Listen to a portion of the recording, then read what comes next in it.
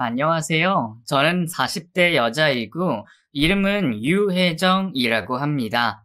제 신분을 밝히기가 좀 그래서 사는 곳은 얘기할 수 없기도 하고 이곳에 사연을 보내는 게 맞는 건지 사실 많이 고민도 했습니다. 하지만 이렇게라도 얘기하지 않으면 제 마음이 편할 것 같지 않고 먼저 떠나간 남편과 시동생의 얘기를 많은 분들이 알아주셨으면 하는 마음에 이렇게 용기를 내서 사연을 적어봅니다. 사실 이 글을 적으면서도 눈물이 많이 납니다. 남편이 떠나간 지 5년이 넘었는데도 아직까지 남편 생각만 하면 가슴이 메어지고 애도 없는데 다른 사람을 만나지 못해서 혼자 살고 있거든요.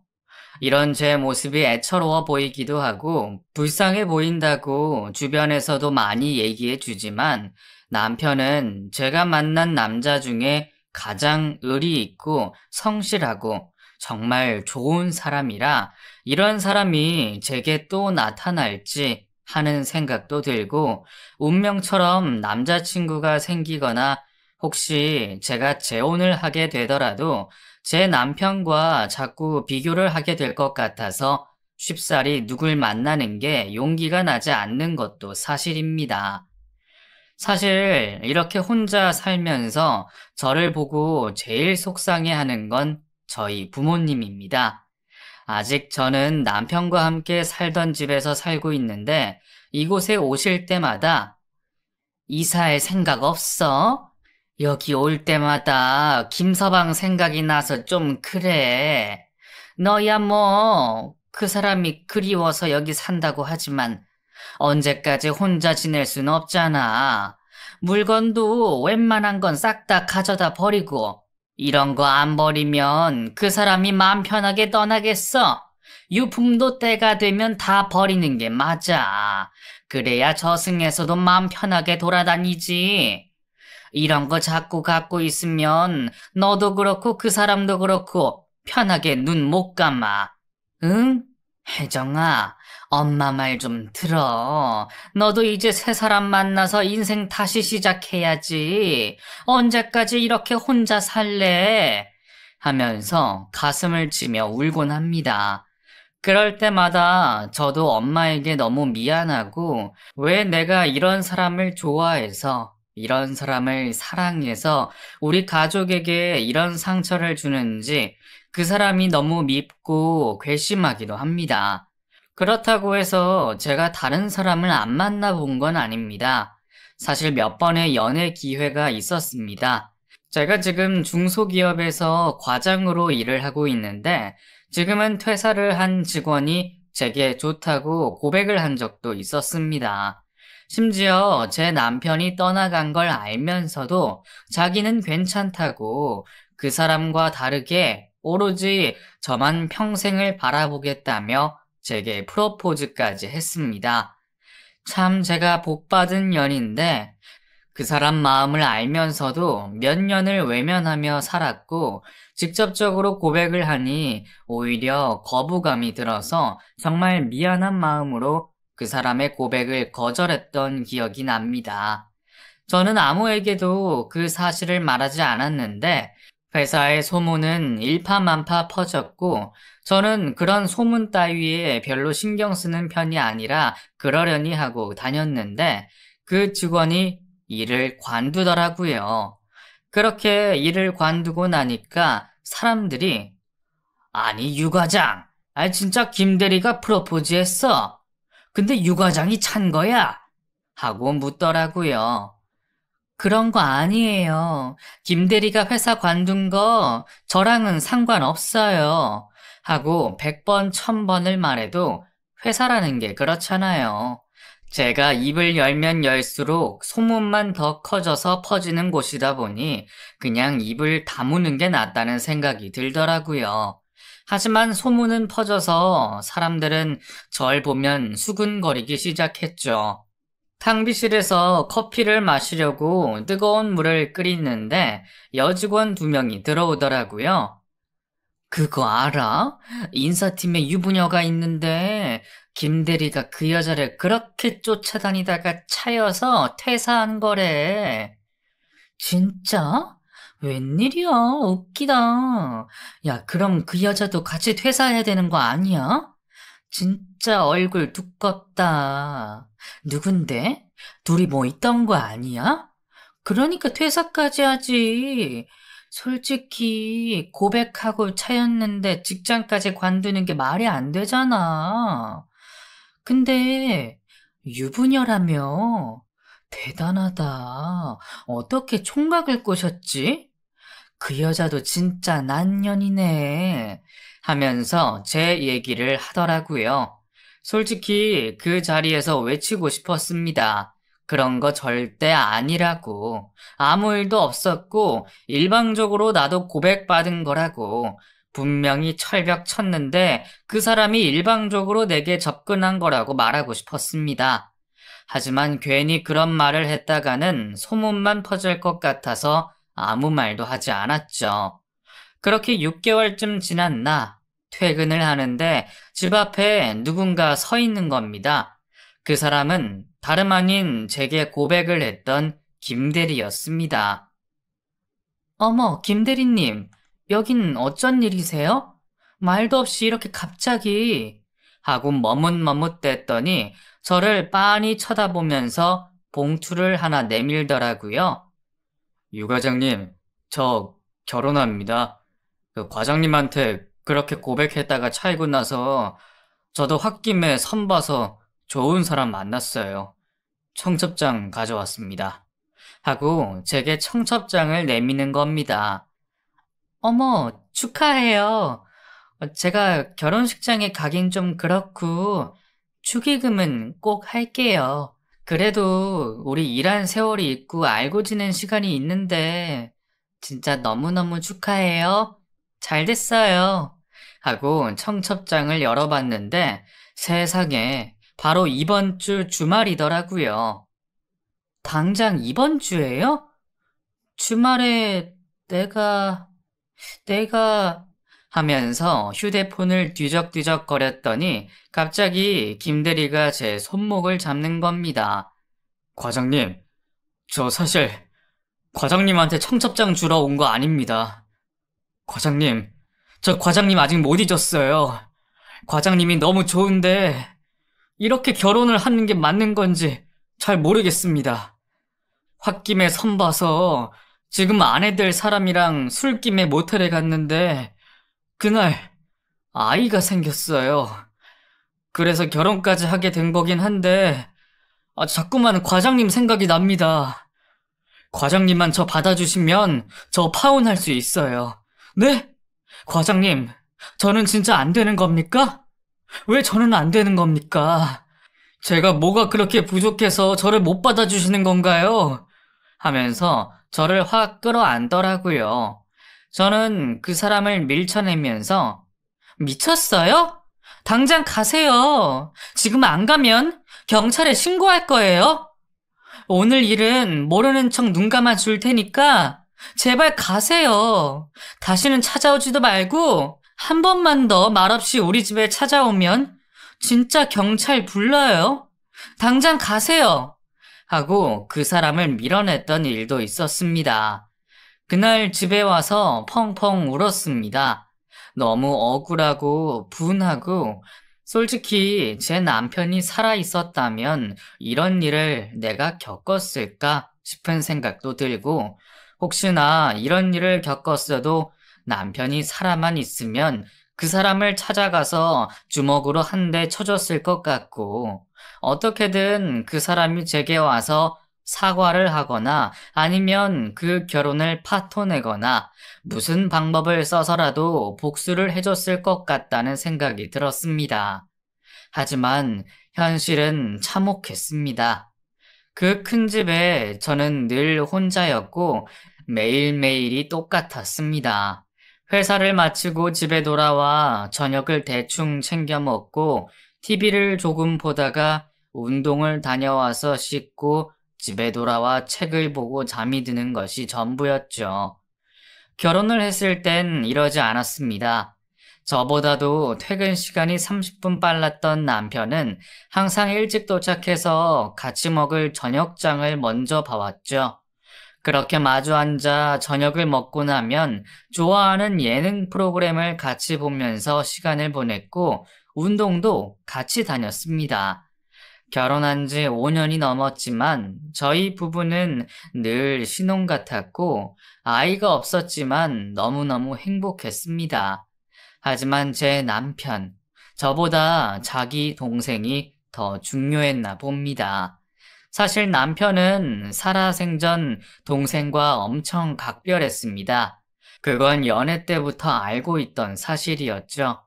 제가 남편을 처음 만난 건 모임에서였습니다. 저는 평소 러닝과 등산을 좋아해서 모임을 2개씩 가입하며 주말에 시간을 보내는 사람이었습니다. 저는 등산 동호회 운영자였고 모임 회원은 10명이었는데 그중 등산을 매주 나오는 사람은 정해져 있었습니다. 5명 내외였는데 모임에 처음 가입한 남자가 첫 등산을 나온 날이었죠. 체력이 아주 바닥이라 제가 뒤에 가며 그 사람을 받쳐줬고 정상에 도착했을 때 환하게 웃으면서 와, 진짜 등산 좋네요. 사람들이 이래서 산에 올라오나 봐요. 하고 저를 보며 환하게 웃던 사람이었습니다. 산 아래서 만날 때까지만 해도 걱정 근심이 많아 보이는 얼굴이었는데 산 정상에 올라와서 활짝 웃는 모습을 보고 저도 그 사람에게 마음이 활짝 열렸습니다. 그렇게 저는 그 사람에게 적극적으로 대쉬했고 저희 둘은 만난 지 1달 만에 사귀게 됐죠. 그런데 사귀고 나서 제게 하는 말이 혹시 내 동생이랑 같이 밥 한번 먹을래? 하고 말을 하는 겁니다. 동생? 갑자기 왜? 아, 나는 동생이랑 비밀이 없거든. 너랑 사귄다고 말했더니 어떤 사람인지 보고 싶다고 하더라고. 그래서 같이 밥이나 먹으면 어떨까 해서. 어차피 나 동생이랑 같이 살고 있기도 해서 어떻게 해서든 분명 보게 될 텐데 이왕 보는 거 약속 잡고 보면 서로 당황스럽지도 않고 좋잖아. 하고 말을 하더라고요. 만난 지 1달 만에 가족을 소개시켜준다는 말이 좀 의아하긴 했지만 그래도 이 사람이 절 마음에 들어하는 것 같아서 저도 흔쾌히 허락을 했고 그렇게 동생과 셋이 처음으로 만나 술자리를 가졌습니다. 그런데 그 동생이라는 사람 생각보다 너무 편하고 좋은 사람이더라고요. 절 보더니 꾸벅하고 인사를 하면서 형수님, 저 그냥 형수님이라고 할게요. 실은 형이 이렇게 여자친구를 소개시켜준 거 처음이에요. 너무 영광입니다. 하면서 넉살 좋게 인사를 하는 겁니다. 말이라도 그렇게 해주니 제가 뭔가 특별한 것 같았고 그날 참 재밌게 놀았던 기억이 납니다. 그렇게 남동생과 술 한 잔을 걸치고 나서 2차로 저희 둘만 따로 빠져나왔습니다. 그렇게 둘이 술을 마시면서 내 동생 참 괜찮지? 내 동생이지만 참 괜찮은 놈이야. 하고 맥주를 들이키더라고요. 그러게 둘이 되게 친해 보인다. 응, 맞아. 친해. 둘도 없는 사이야. 어릴 때부터 엄청 의지하고 자랐거든. 실은 우리 엄마가 새엄마야. 엄마는 일찍 돌아가셨고 아빠가 재혼을 했어. 그래서 새엄마 손에 컸는데 이상하게 나이가 들고 시간이 많이 흘러도 정이 잘 안 가네. 물론 새엄마도 그렇겠지. 그래서 어쩌다 보니까 동생이랑 이렇게 각별한 사이가 돼버렸어. 아빠가 재혼을 한 게 우리가 둘 다 사춘기 때라 그랬나 봐. 뭐랄까, 의지할 사람이 없으니까 서로한테 기대게 되더라고. 그렇게 둘이 살다 보니까 부모님이랑 연락도 끊기고 이제 가족은 정말 둘뿐이야. 그래서 말인데, 그냥 가끔이라도 좋으니까 우리 셋이 같이 시간 보내도 될까? 너만 불편하지 않으면 하고 제게 양해를 구하더라고요. 솔직히 연애 초반이라 남이 데이트에 끼는 게 싫었지만 가끔가다 한 번씩 만나는 건 부담이 없어서 그렇게 하자고 했고 몇 번 만나다 보니 저도 친해져서 마치 제 동생처럼 느껴지더라고요.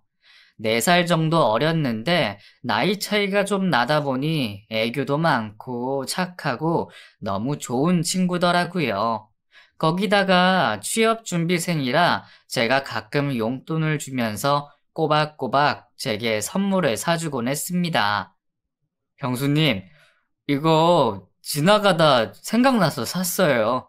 마음에 드실지 모르겠어요.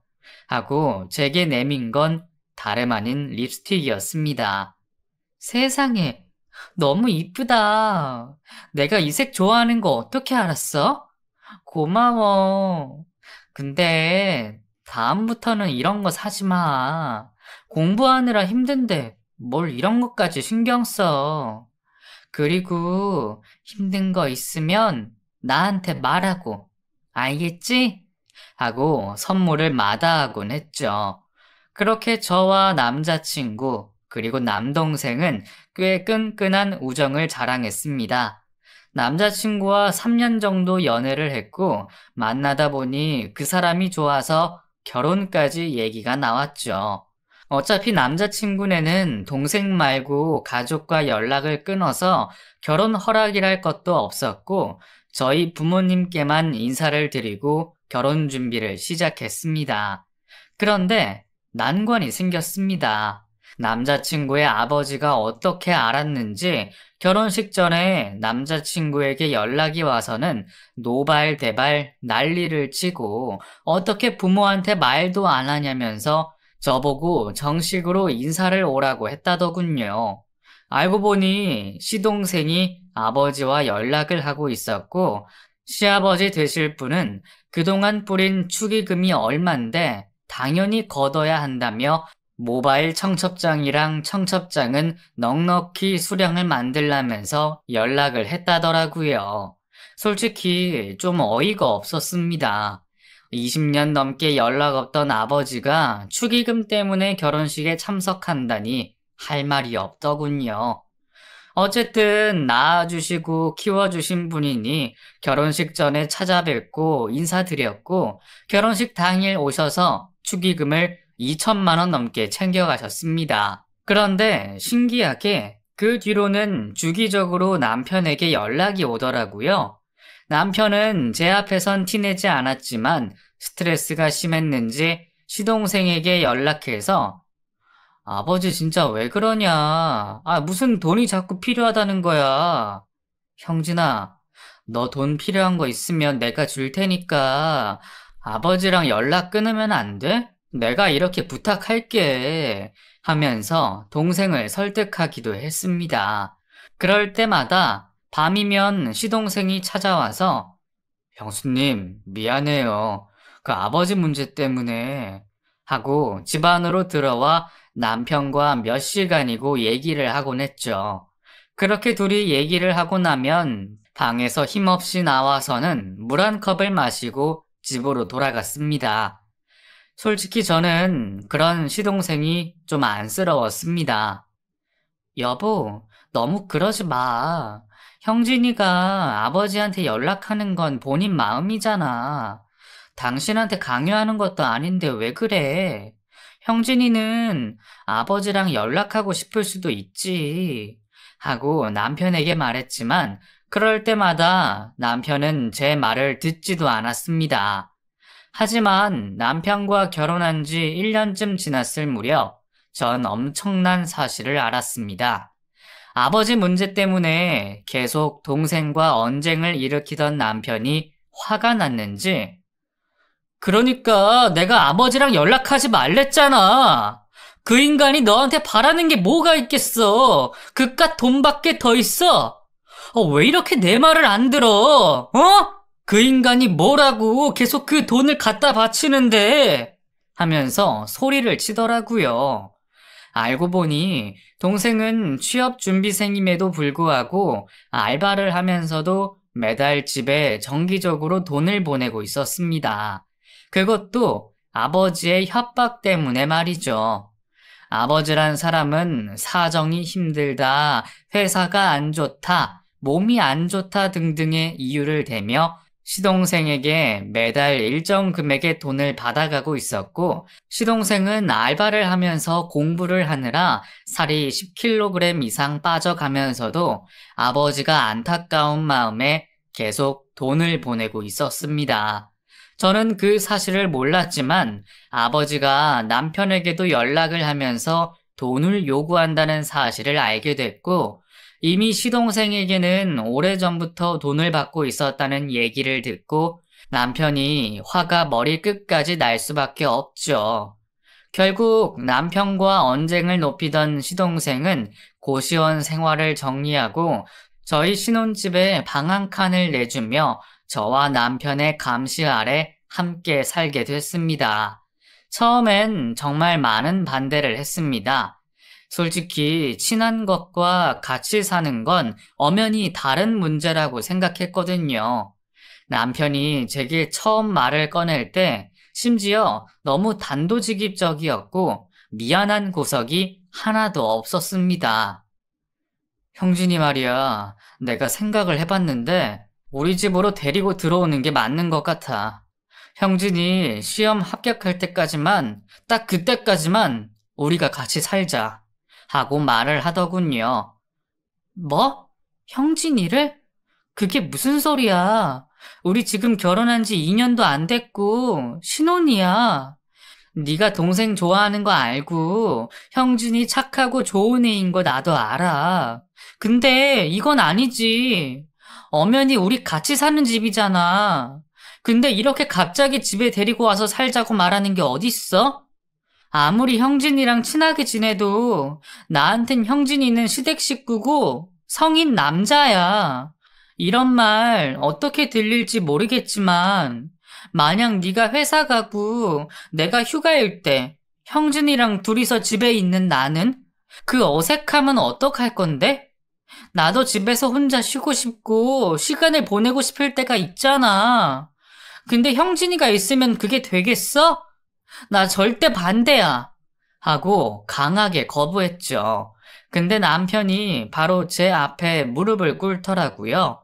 그럼 딱 1년만, 아니 6개월만. 나 진짜 불안하고 걱정돼서 안 되겠어. 형진이 저 새끼 지금 우울증이 너무 심한 것 같아. 내가 퇴근하고 매일매일 집에 찾아가는데 고시원이 엉망이야.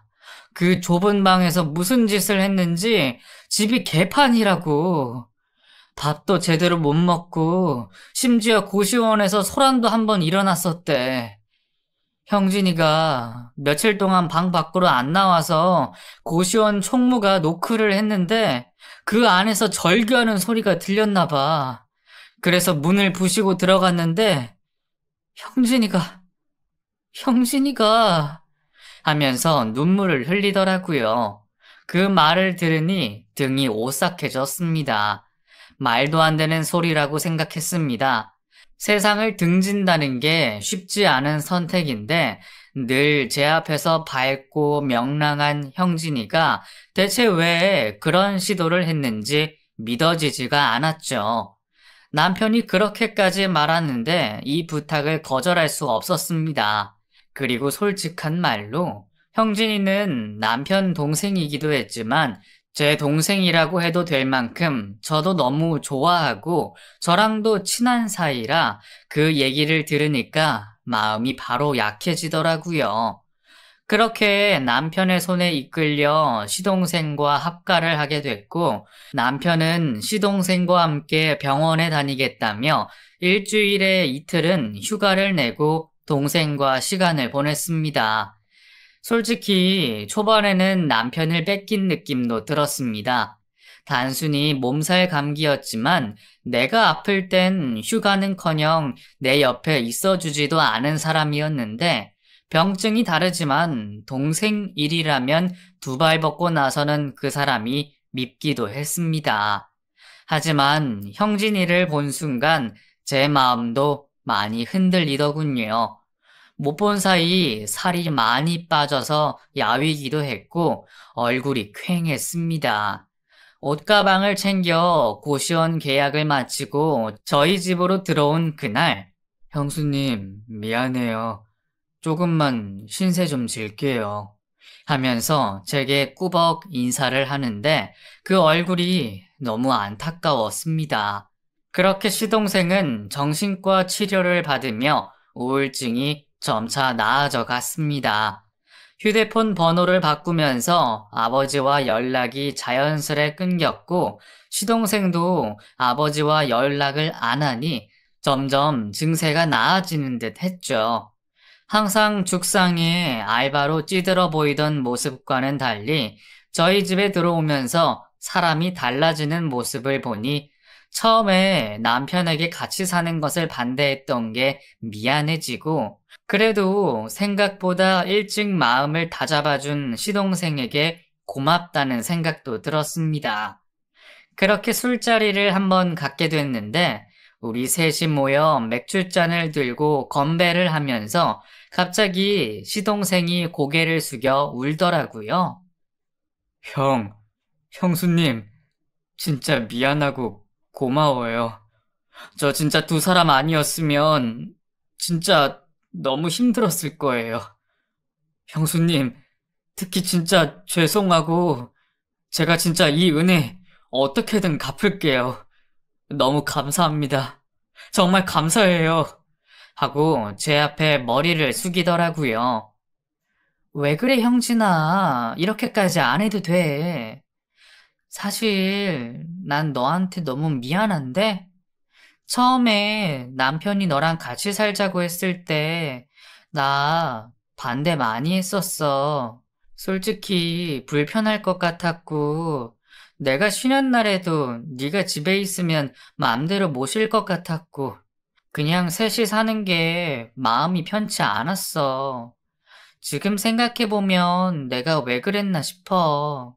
우리 지금 몇 개월 동안 같이 살았지만 트러블 전혀 없고 너도 낮에는 집에 없고 저녁에 같이 모여서 밥만 같이 먹는 것뿐인데 네가 이렇게 많이 달라질 줄 알았으면 진작 널 먼저 들이자고 할 걸 그랬어.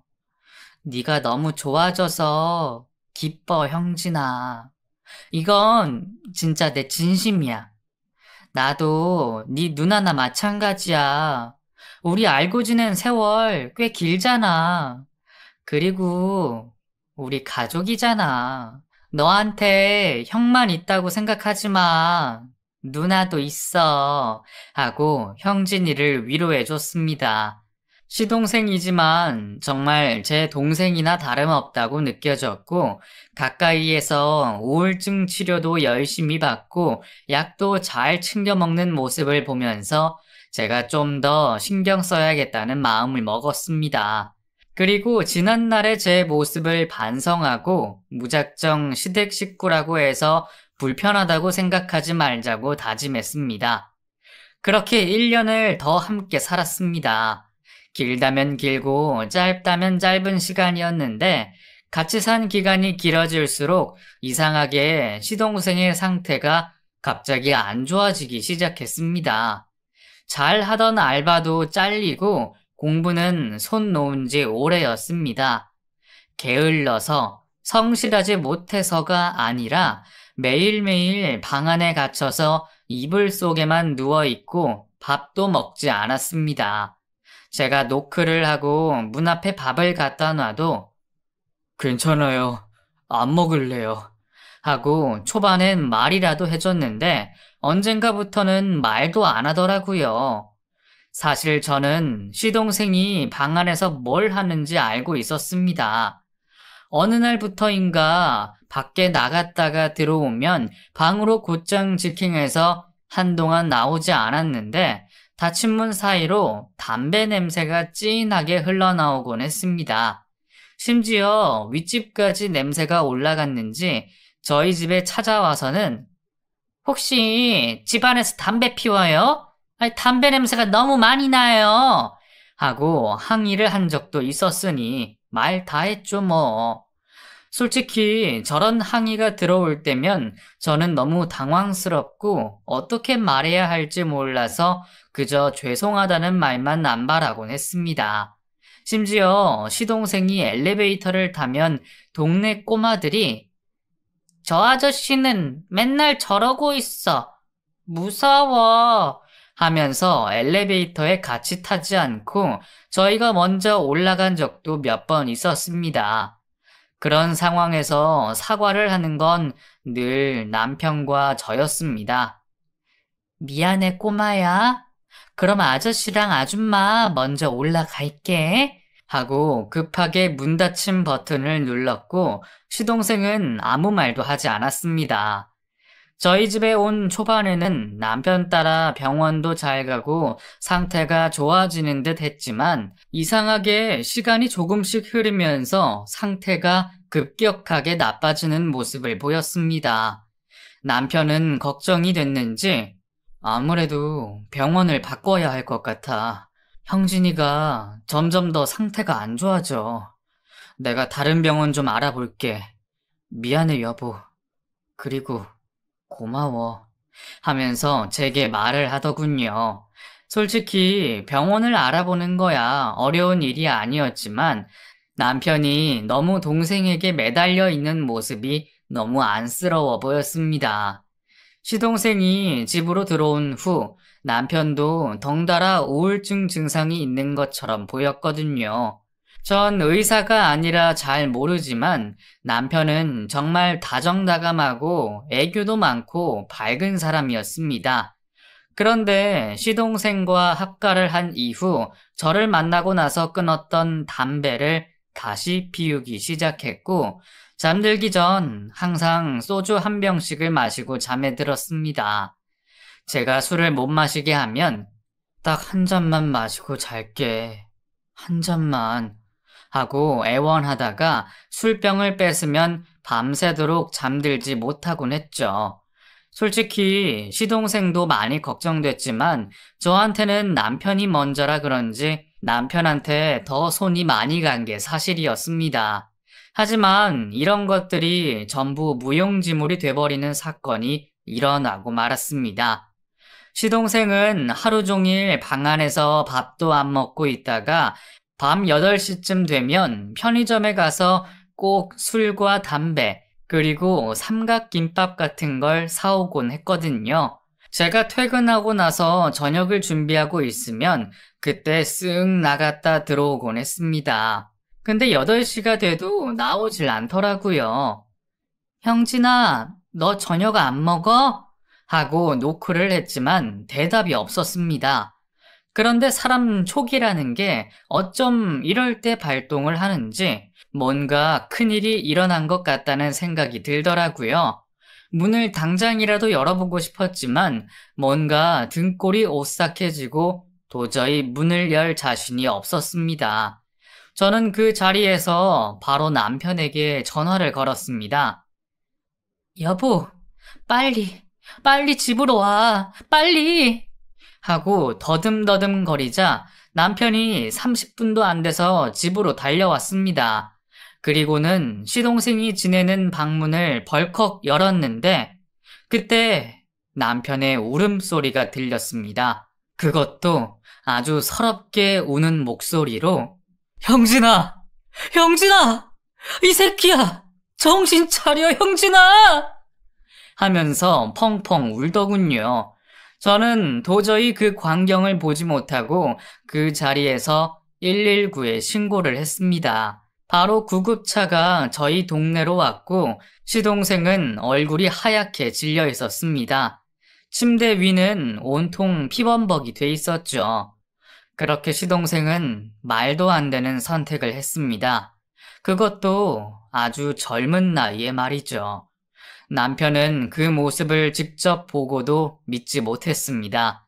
장례를 치르는 내내 시동생이 남긴 유서만 손에 쥐고 펑펑 울기만 했습니다.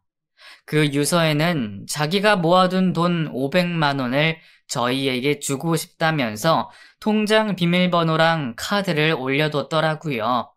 그리고 고맙고 미안하다는 말을 함께 적어뒀습니다. 어떻게 소식을 아셨는지 장례식에는 시아버님이 찾아오셨습니다. 아버님은 오시자마자 제 남편의 뺨을 세게 치며 너 때문이야 이 새끼야. 그러니까 왜 잘 사는 애를 데려다가 왜? 하면서 바닥에 누워 펑펑 우시더라고요. 그렇게 장례는 정신없이 치러졌습니다. 사고사도 아니고 스스로 세상을 등진 경우엔 손님이 많이 오는 편이 아닌데 아버님이 손님을 많이 부르신 건진 몰라도 장례식은 꽤 시끌벅적했습니다. 시아버지 친구들이 모여서 술을 많이 드셨고 새엄마라는 분은 오지도 않으셨습니다.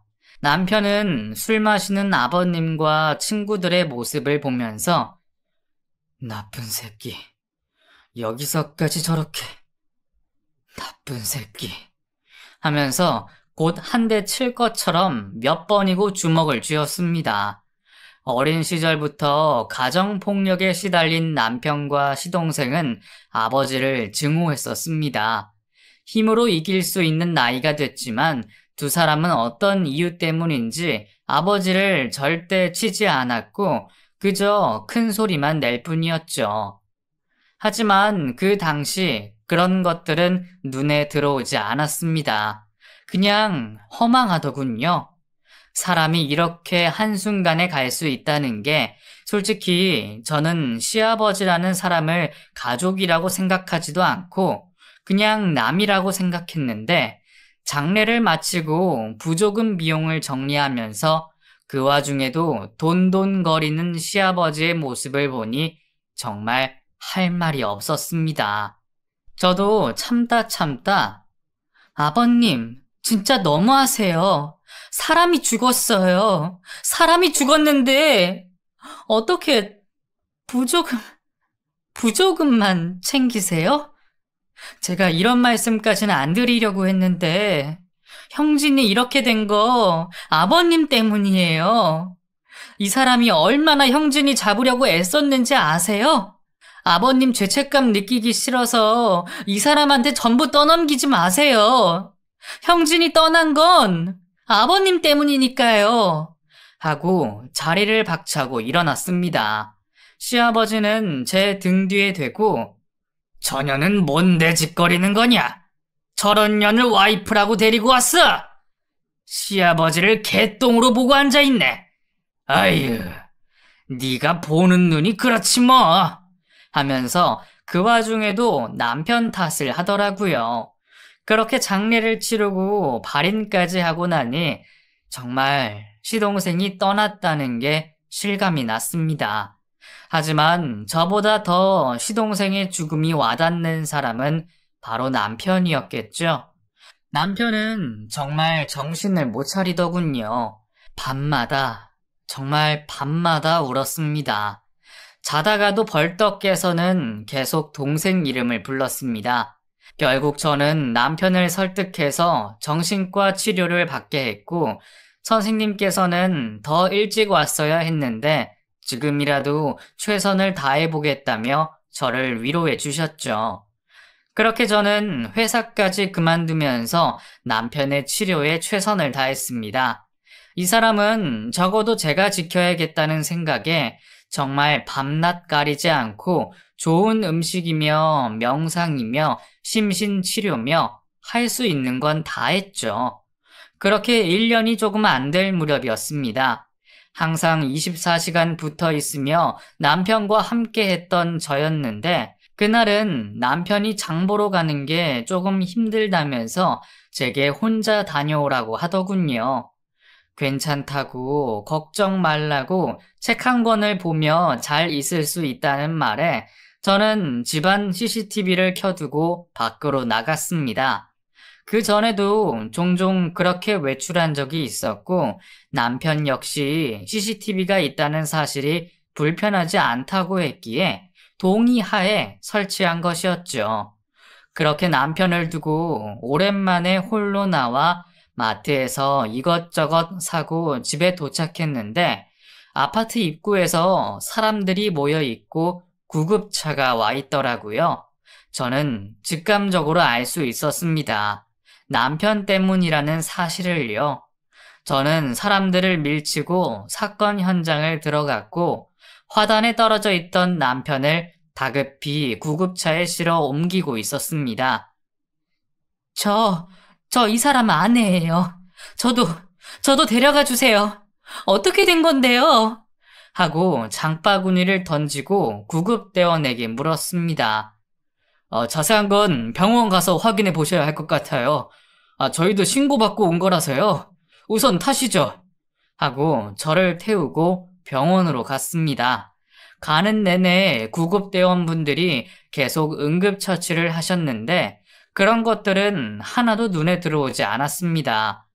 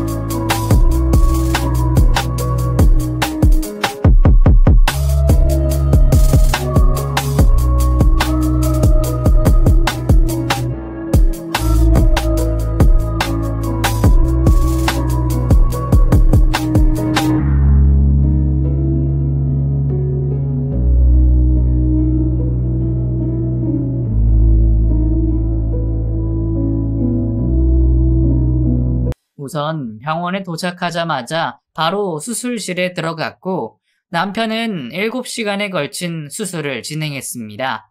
하지만 수술실에 들어간 뒤 남편을 마주한 곳은 다름 아닌 영안실이었죠.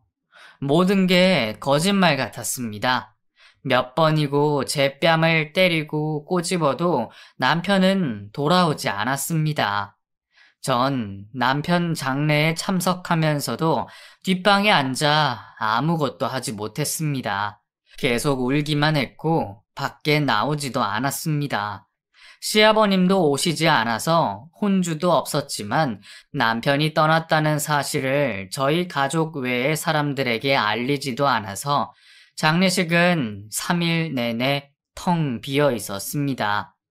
절차대로 남편을 보내고 나서 집으로 돌아와 남편 유품을 정리하기 시작했습니다. 그런데 그땐 경황이 없어서 발견하지 못했던 것들이 하나둘씩 보이기 시작하더라고요.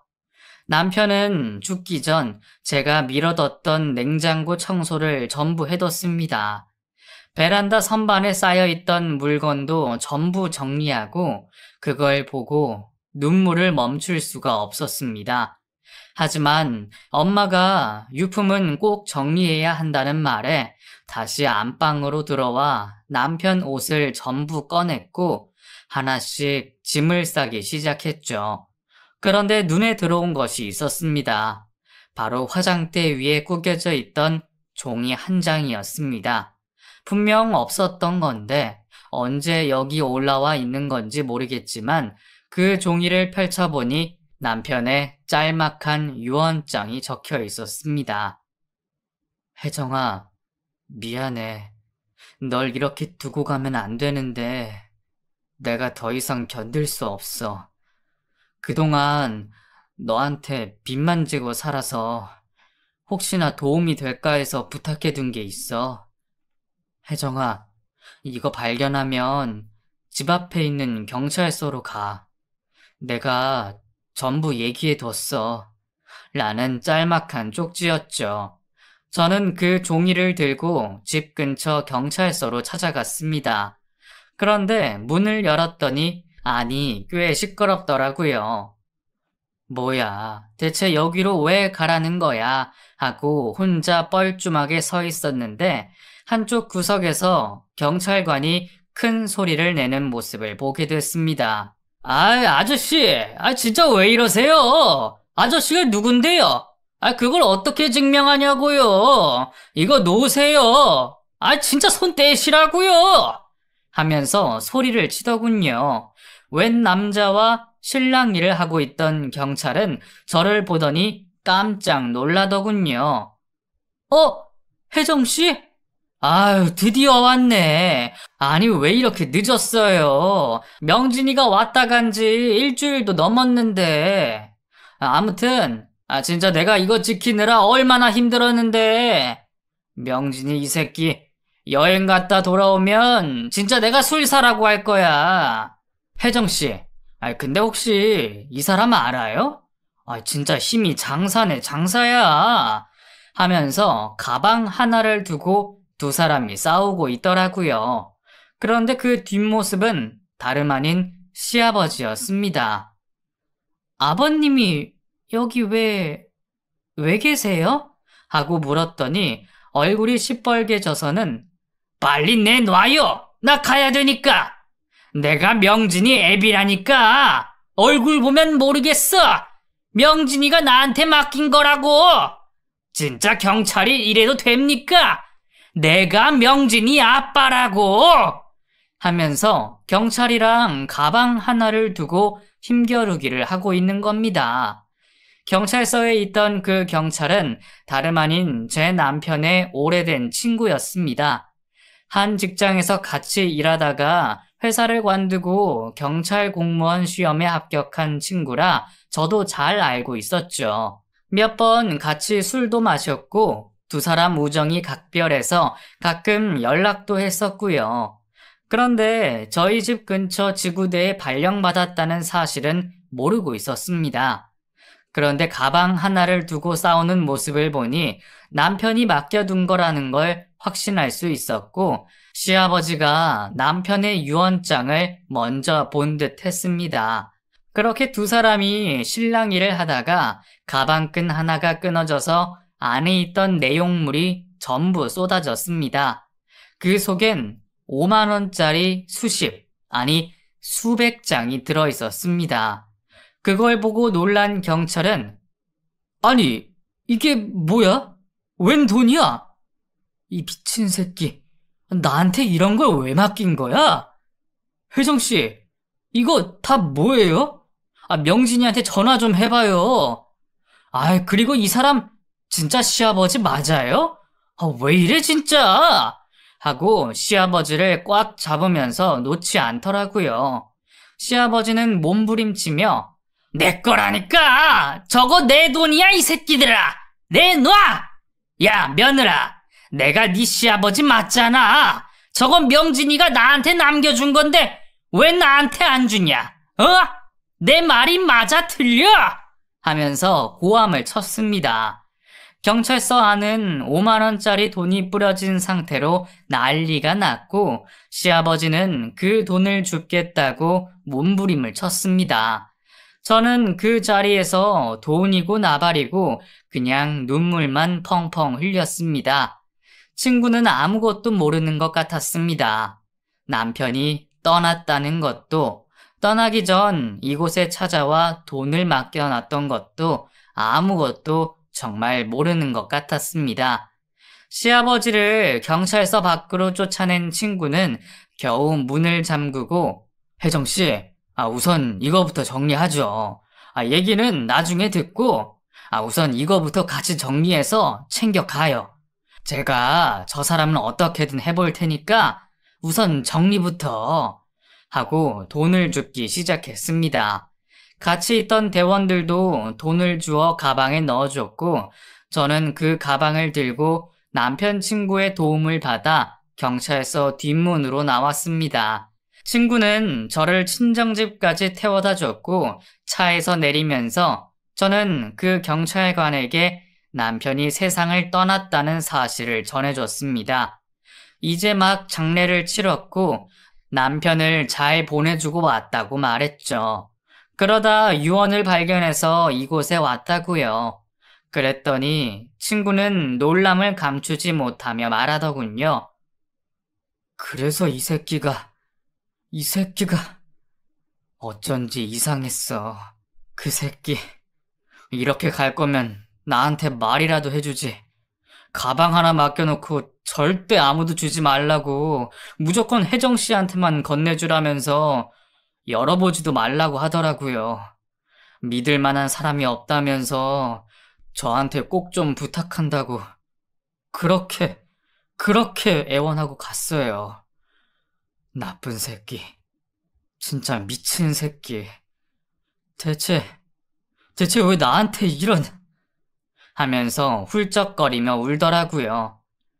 고마워요. 정말 고맙습니다. 남편이 믿을 만한 사람이 정말 진욱씨 뿐이었나 봐요. 진짜 고마워요, 진욱씨. 남편과의 마지막 약속을 지켜줘서 정말 고맙습니다. 정말 생각도 못했어요. 시아버지가 거기서 그러고 있을 거라곤 정말 몰랐어요. 진욱씨 아니었다면 이 돈 전부 시아버지가 가져갔을 거예요. 남편이 아버지랑 사이가 엄청 안 좋았거든요. 어쩌면 아버지가 자기 돈을 전부 가져갈까봐 믿을 만한 진욱 씨한테 이걸 맡긴 걸지도 몰라요. 정말 고마워요. 정말 고마워요. 하고 몇 번이나 허리 숙여 인사했습니다. 그 뒤로 저는 진욱이라는 그 친구는 종종 제게 연락해서 남편 납골당에 찾아가 인사를 하겠다며 주소를 물었습니다. 그리고 시아버지가 제게 접근하지 못하도록 수시로 순찰을 돌며 접근 금지 신청을 할 수 있게 도와줬습니다. 그 가방 안에 돈이 들어있는 돈은 총 1억 3천. 남편이 모아둔 전 재산이었습니다. 시아버지는 돈을 보고 눈이 돌아가서 제게 몇 번이나 전화를 하고 협박을 했지만 다행히도 제가 전화번호를 바꾸고 경찰까지 대동해서 제 주변에 얼씬을 못하게 하니 더 이상은 연락하지 않더군요. 그렇게 남편이 떠나간 지 벌써 꽤 오랜 시간이 지났습니다. 제 인생에서 가장 소중했던 사람 2명을 떠나보내고 나니 정말 사는 게 뭔가 싶은 생각이 들 때도 있었습니다. 하지만 저는 남편과 같은 생각을 하지 않을 겁니다. 제가 2사람 몫까지 열심히 살아야 하니까요. 남편이 꼭 그렇게 해달라고 제게 부탁했으니까요. 제가 앞으로도 잘 살아갈 수 있도록 용기 한마디씩 해주시면 감사하겠습니다. 그리고 이 소중한 돈을 제게 남겨주고 간 남편에게도 비난보다는 그동안 잘 버텼다고 그곳에서 편하게 잘 지내라고 위로의 말을 해주셨으면 합니다. 긴 사연 들어주셔서 감사합니다.